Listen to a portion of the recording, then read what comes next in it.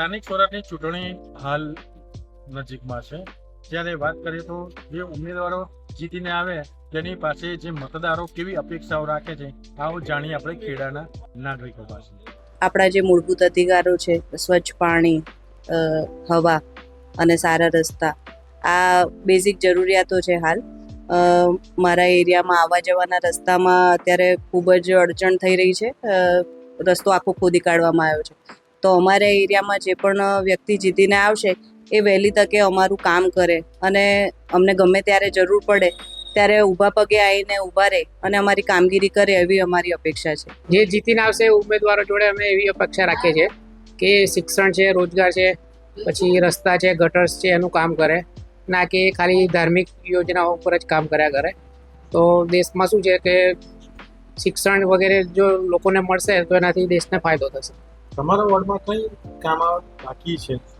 અમારા વોર્ડમાં ગટર લાઇનનું કામકાજ ચાલે છે, એ બાકી છે. પછી રસ્તાનું કામકાજ ચાલે છે, એ બી બાકી છે. તો ખરેખર જોવા જઈએ તો ઉમેદવાર ચૂંટાઈને આવ્યા પછી બધું ભૂલી જતો હોય છે. જેને વચનો આપ્યા હોય છે એ વચનો ખરેખર નિભાવતો નથી. બસ એ પોતે જીતી ગયા પછી એમ સમજે કે અમે જીતી ગયા છે, પણ ખરેખર એણે જે વચનો આપેલા છે એ એણે સારી રીતે પૂરા કરવા જોઈએ. અત્યારે પબ્લિકના રસ્તાઓનો પ્રશ્ન છે, શિક્ષણના પ્રશ્ન છે, હોસ્પિટલોનો પ્રશ્ન છે, રોડ રસ્તા, લાઇટ, મહિલાઓ માટે કોઈ સુરક્ષા નથી. તે સુરક્ષા માટે પણ એણે કંઈ વિચારવું જોઈએ. તમારા વોર્ડમાં કયા કામ? અમારા વોર્ડમાં ગટરના પ્રશ્નો બહુ છે, લાઇટના પ્રશ્નો છે. મહિલાઓ માટે પણ ઘણી મુશ્કેલીઓ પડે છે. મહિલાઓની કોઈ સુરક્ષા રહેતી નથી. નાની બાળાઓ સ્કૂલમાં જતી હોય છે ત્યારે પણ તેમને રસ્તામાં ઘણા હેરાનગતિના પ્રશ્નો થાય છે. તો આ બાબતે ખરેખર આ લોકોએ કંઈક કરવું જોઈએ. હવે જે ઉમેદવાર જીતીને આવે છે અમારા વિસ્તારમાં, એમને અપેક્ષા અમે એવી રાખીએ કે અમારા ત્યાં આગળ એક તો રોડ્સ સારા રહે, બહુ જ ખાડા ટેકડા હોય છે રોડ્સમાં. બીજું કે ત્યાં ગાયોનો એટલો ત્રાસ છે. જે બી બુઝુર્ગ જતું હોય ત્યાંથી એ લોકોની પાછળ દોડે છે. એક કૂતરાઓ બી એટલા બચકા પડે છે. ગમે તેટલી વાર અમે ત્યાં કમ્પ્લેન કરીએ પણ કોઈ પકડવા આવતું છે નહીં. એટલે અમારી એટલી તો અપેક્ષા અમે રાખીએ કે જે બી આવે એ આટલું અમારું કામ કરે. બીજું, વરસાદમાં પાણી તો એટલું બધું ભરાઈ જાય છે, ઘૂંટણ સુધીનું પાણી હોય છે.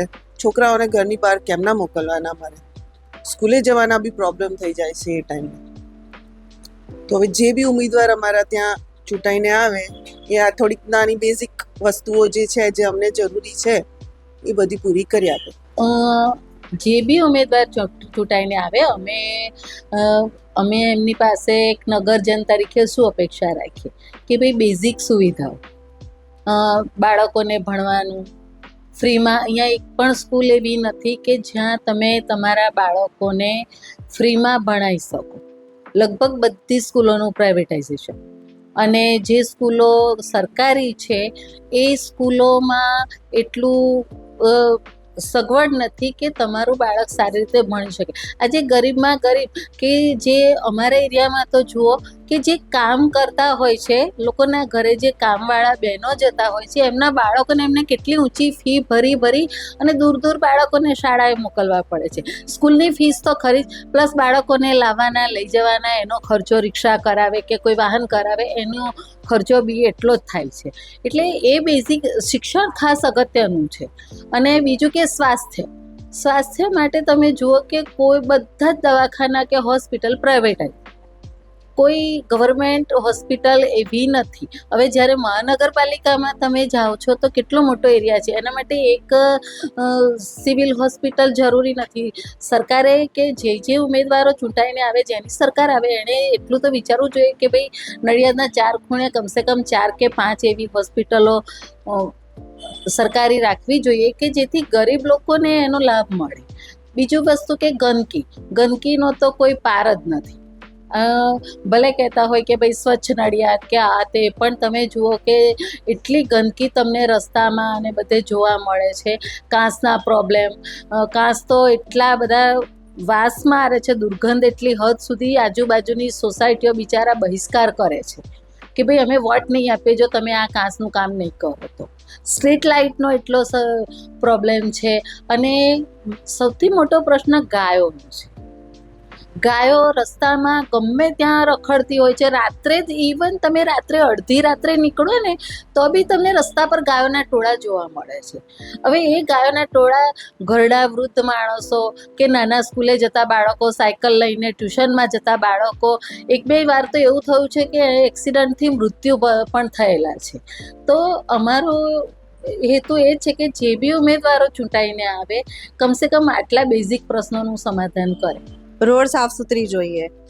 ગાય કૂતરાનો બહુ ત્રાસ રહે છે. પાણી સાર્કવાળું આવે છે અને લારીઓવાળો જે ખાવા બનાવે છે એ બધું છોકરાઓ ખાઈ લે છે પાણીપુરી, પેટ દુખે કહે છે, ચેકિંગ થતી નહીં. રોડની તો બહુ જ પ્રોબ્લેમ છે, બધે જ પ્રોબ્લેમ છે. ખાડા થઈ જાય છે. બહેનો જ્યારે ગાડી ચલાવે એક્ટિવા તો એ ચીકણી હોય જગ્યા લપસી જાય છે. યા તો ખદુડી હોય યા તો ચીકણી હોય, એનું ધ્યાન રાખવામાં આવે.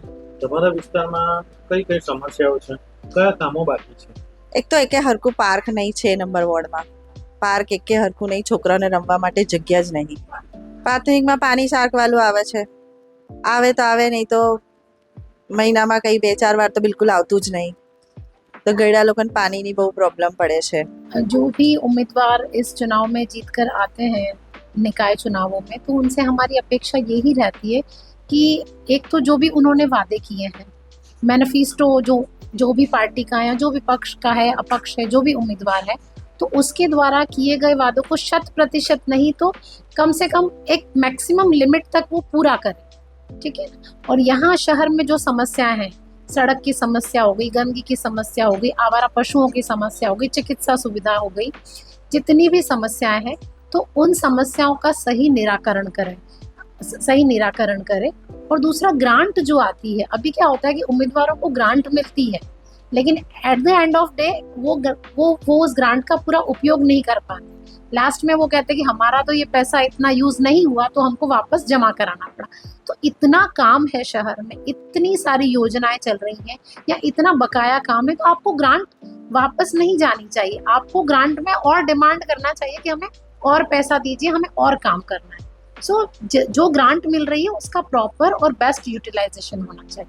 નાગરિકોએ જણાવ્યું ત્યાં વિવિધ પ્રશ્નો એમની રજૂઆતો છે તે ઉમેદવારો જીતીને આવે તેવા પ્રશ્નોનું તેમનું સોલ્યુશન વહેલી તકે થાય તે જોવું જોઈએ. પ્રતીક ભટ્ટ, પ્રદેશ 24 ગુજરાતી ખેડા.